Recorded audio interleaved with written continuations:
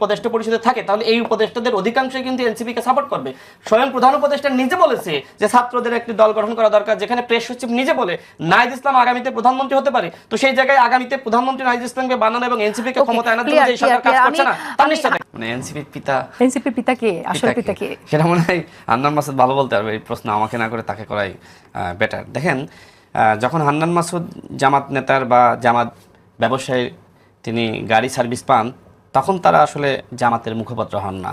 আর টকশোতে যখন আমরা বিএনপি, জামাত বা এনসিপি বা অন্য দলের আলোচনা সমালোচনা করি তখন আমরা সেই দলগুলোর মুখপাত্র হয়ে যাই। অথচ আমি কোনো বিএনপির নেতার গাড়িতে চড়ি না বা বিএনপির কোনো নেতার কাছ থেকে আর্থিক সাপোর্ট নিই না বা গাড়ি সার্ভিস নিই না। তো যাই হোক, আরেকটু উত্তর দিই, যেহেতু আমাদের ছোট ভাই হান্নান মাসুদ তিনি বললেন একসময় আমাদের সাথে রাজনীতি করেছেন, আমাদের সাথে ভালো সম্পর্ক আছে। তিনি এটিও বললেন যে টকশোতে যে আলোচনায় হোক না কেন আবার ভিতরে আমাদের সম্পর্ক আছে। হ্যাঁ, স্বীকার করি, টকশো শেষ হলে হান্নান মাসুদ আমি একসাথে কোলাকুলি হ্যান্ডশেক সবই হবে। কিন্তু কিছু বিতর্ক তিনি বা মিথ্যাচার এখানে করেছেন, আমি সেগুলোর একটু উত্তর দিই।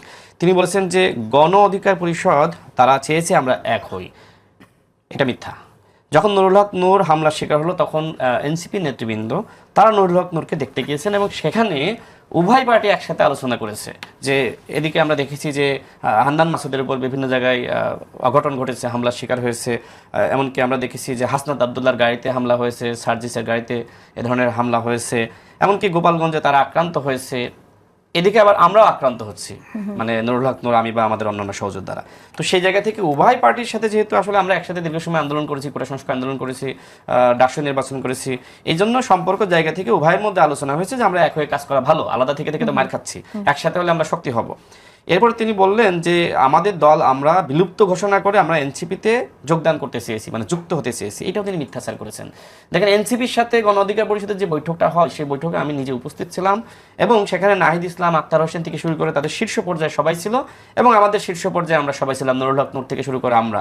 সেখানে আলোচনা হয়েছে যে দুই পার্টি মিলে কিভাবে আমরা একসাথে কাজ করতে পারি। সেখানে কোনোভাবেই সেখানে একটা প্রসঙ্গ আমি নিজ থেকে এনেছিলাম, কারণ এনসিপি নেতৃবৃন্দ বিভিন্ন জায়গায় তারা বলার চেষ্টা করে যে আমরা নাকি আসলে এনসিপির সাথে যুক্ত হতে চাই। যেমন আমাদের হান্নান মাসুদ একবার একটা টকশোতে বলেছিলেন যে নুরুল হক নূর নিজে এনসিপিতে যুক্ত হতে চেয়েছিলেন। তো এই কারণে আমি সেখানে প্রসঙ্গটা এনেছিলাম যে আপনারা কেউ যদি মনে করেন যে গণ অধিকার পরিষদ এনসিপির সাথে যুক্ত হবে বা আমরা এনসিপির সাথে যুক্ত হবো, তাহলে এই ধারণাটা মাথা থেকে ফেলিয়ে দেন।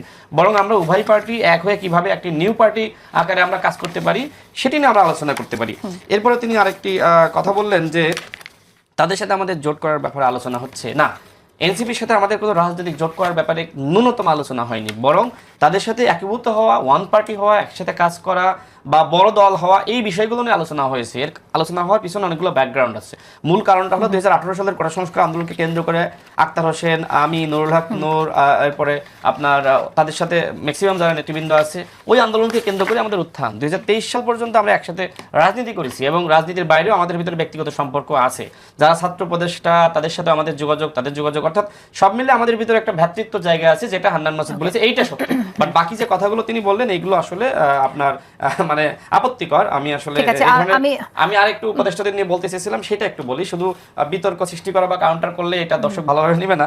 দেখেন, আমি যেটি বলছিলাম, দেখেন বিএনপির পক্ষ থেকে কিছু উপদেষ্টাদের কর্মযোগ্য নিয়ে বিতর্ক সৃষ্টি করা হচ্ছে বা বলা হচ্ছে যে এরা বিতর্কিত বা এরা আসলে নিরপেক্ষতা হারিয়েছে। আবার একই কথা বলছে যে আমাদের পক্ষ থেকে, একই কথা বলছে এনসিপির মানে পক্ষ থেকে। তাহলে যদি প্রত্যেক দল যদি 4 জন করে আপনার মোটামুটি বিতর্কিত প্রতিষ্ঠার অনুসন্ধান পায়, তাহলে আপনার 3 × 12 জন উপদেষ্টা। তাহলে ভাই যদি বললেন যে একমাত্র প্রধান উপদেষ্টা ছাড়া আসলে কারণ নিরপেক্ষতা আমরা দেখছি না, তো আমাদের দলের পক্ষ থেকে শুরু থেকে কিন্তু আমরা এই কথাগুলোই বলছিলাম যে এই উপদেষ্টারা যে ধরনের আচরণটা করতেছে, বিশেষ করে 3টা দলকে গুরুত্ব দিচ্ছে। ভাই যেটা বললো যে এভাবেই হোক এনসিপি কে তারা আসলে তৃতীয় পজিশন তৈরি করে দিচ্ছে। দেখেন, আমি একটি দলের নাম বলি, ইসলামী আন্দোলন বাংলাদেশ। আমরা সোহরাওয়ার্দী উদ্যানে তাদের সমাবেশটা দেখেছি।